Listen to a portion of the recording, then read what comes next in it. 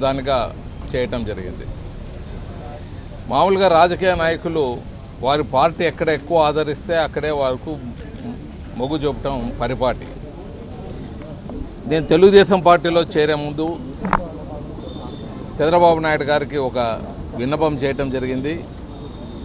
రాజధాని కర్నూలు పెట్టండి, ఒకవేళ అవకాశం లేనప్పుడు మీరు రాష్ట్రంలోనే ఒక సెంటర్ పాయింట్లో పెట్టాలని అనుకున్నప్పుడు ఆ విన్నపాలు వస్తున్నందుకు కనీసం సమ్మర్ క్యాపిటల్ మాకు పెట్టండి, వింటర్ క్యాపిటల్ ఉత్తరాంధ్రలో పెట్టండి అని చెప్పడం జరిగింది.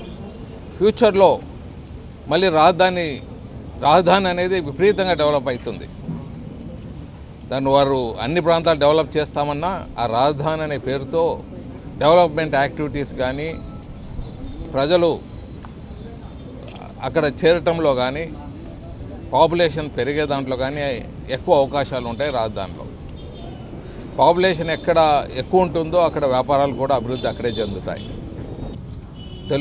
తెలుగు ప్రజలు అట్లీస్ట్ విడిపోయిన ప్రజలు మొట్టమొదటి ఏర్పడిన ఆంధ్ర రాష్ట్రం కలిసి కట్టుగా ఉండాలి అంటే ఈ కార్యక్రమాన్ని ప్రభుత్వం శ్రీకారం చుట్టాలి.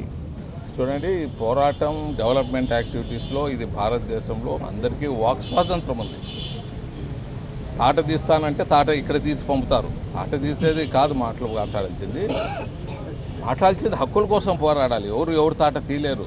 ఇది డెమోక్రసీ కంట్రీ, ఇదేమి మిలిటరీ ఉండే కంట్రీ, మిలిటరీ పరిపాలన కాదు ఇక్కడ ఉండేది. ఎవరి తాట తీసేదానికి కాదు.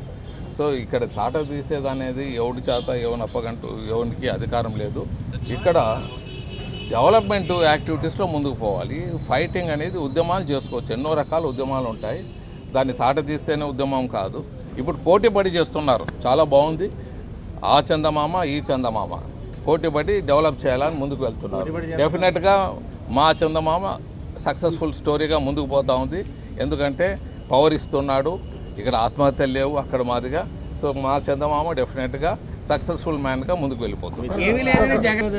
జగన్ గారు ఎత్తి